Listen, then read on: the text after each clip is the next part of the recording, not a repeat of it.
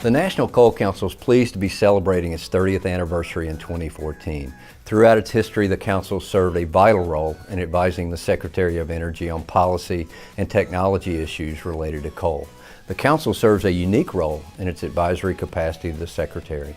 The diversity and expertise of our members ensure that the Council presents a broad-based perspective on critical energy issues.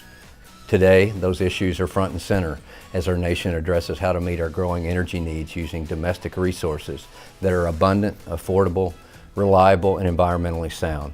It's a tremendous challenge.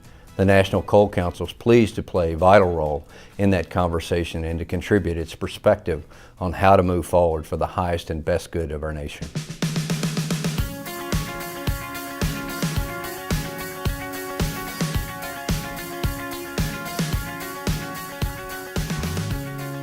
For decades, coal has provided the lion's share of electricity Americans depend on each and every day. Today, coal fuels nearly 40% of U.S. electricity production, providing power for more than 60 million homes and jobs for over 550,000 Americans.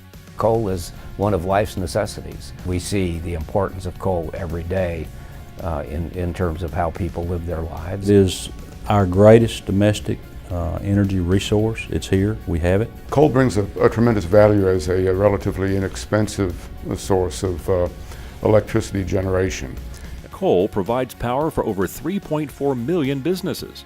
Inexpensive coal-based electric power fuels our nation's resurging manufacturing and industrial sectors.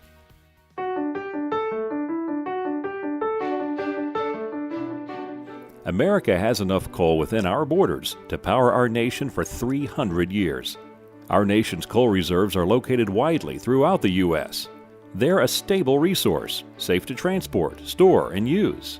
When you look at its reliability, its abundance, we do feel like it'll play a very important role in this country. 43% of all energy produced in the United States is coal-based. We, as the National Coal Council, continue to advocate for its use. There are important regions in the United States where coal is vital. Coal can be used for electricity, liquids, for transportation fuel, natural gas for industrial applications, coal chemicals, coal to electricity.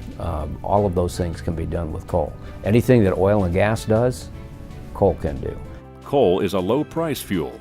States that rely the most on coal to generate electricity typically have the lowest power prices. With advances in clean coal technologies and more efficient combustion systems, U.S. power plants have been able to reduce emissions by up to 90%. It's not all about producing and burning it, but it's also how to do it better, more efficient, and more environmentally acceptable. Within the last 10 years, the Council has focused more on not just the combustion improvement and efficiency enhancement, but also cleaning up what is emitted by the combustion of coal. The Council, through its studies, can focus on new technologies, emerging technologies, developing technologies. And I think we have to make investments to show that current technologies can be improved, but also develop the new technologies to make these energy forms even better. The National Coal Council has always proven that coal can be used in a very productive manner, in an environmentally acceptable manner. You might even say in a green manner. Once you put on the clean coal technology that we have today, the answer is coal is not just clean, it's green.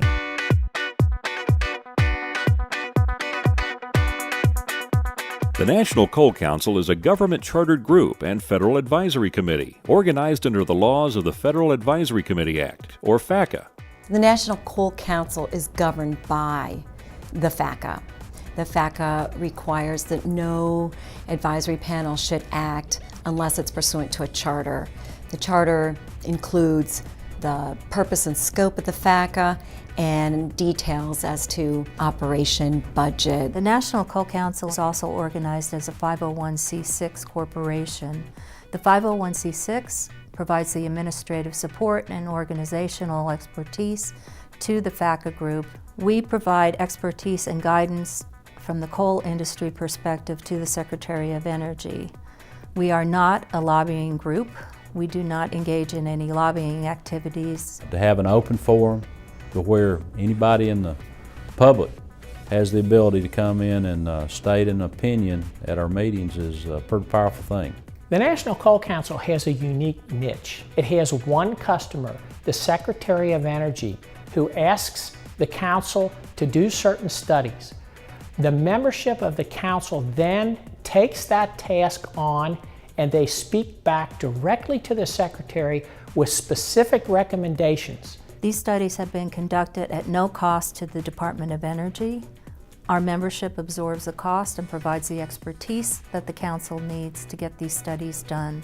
We also provide advice on the scientific and engineering aspects of coal technologies, and we offer advice for the process of coal research and development.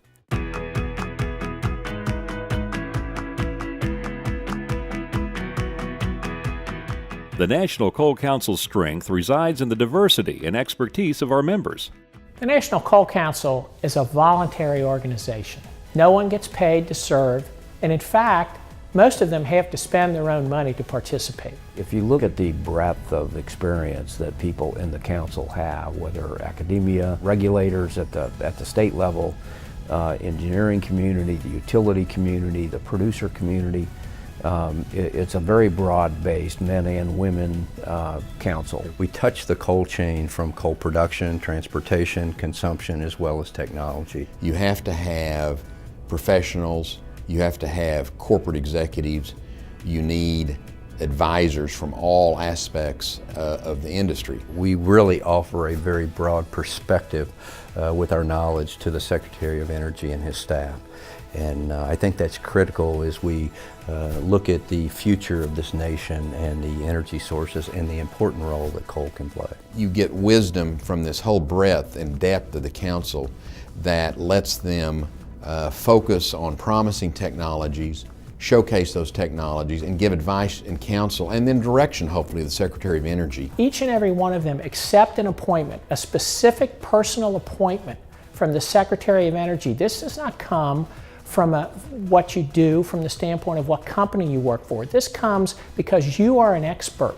The National Coal Council is a 501c6 nonprofit organization in the state of Virginia. NCC Inc. manages the business aspects of the council.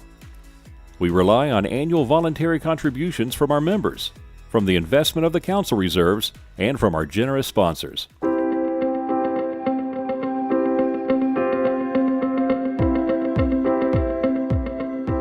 The National Coal Council was organized back in 1984. At that time, Jim McAvoy, who was our first executive director, helped organize the National Coal Council as a complement to the National Petroleum Council.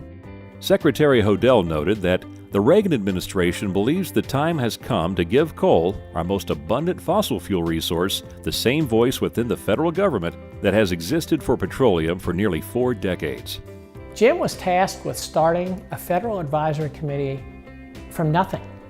He got together with Don Hodel and others, and they generated the bylaws and they set up the entire organization. The National Coal Council's first chairman was the Honorable John Dalton, former governor of Virginia.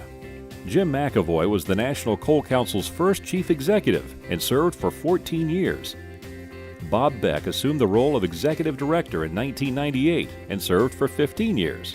Janet Gellici assumed the chief role in May 2013.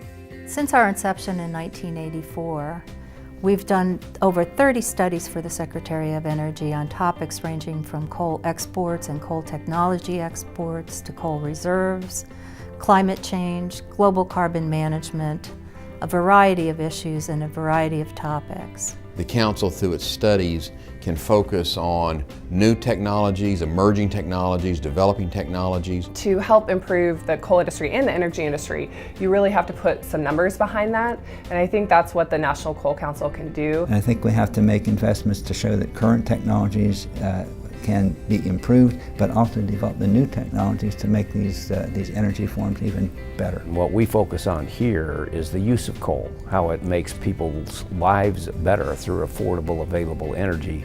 These are the people that know America Power, and they know how crucial the provision of reliable and cost-effective electric generation is to the United States. These studies are conducted at no cost to DOE, and the studies themselves are provided directly to the Secretary of Energy at his request.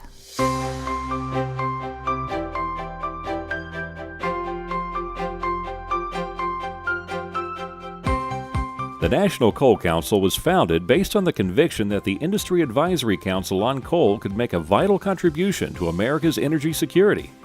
Our founders believed that providing expert information could help shape policies relevant to the use of coal in an environmentally sound manner. I believe that the future of coal is strong. I believe that the Council itself will still be in existence, a viable, effective voice for coal 30 years from now. I think the National Coal Council can play a tremendous role in identifying opportunities for coal technology developments, markets for new coal technology developments, both here in the United States and overseas. The National Coal Council is in a position to grow its influence, and that's our intention. Coal use is growing, and it's not projected to stop growing. Coal is one of life's necessities. Coal has not gone away. Coal remains a significant source of electricity generation in this country. What the council's been able to do is to showcase coal as not only the fuel of yesterday and the fuel of today, but it's going to be the fuel of tomorrow. Coal is now and will continue to be a viable energy source well into this 21st century, and I believe the future of coal is strong. Coal has a vital role to play in the future of our nation's electric power and energy needs. The National Coal Council values the opportunity to represent the power, the pride, and the promise of our nation's coal industry.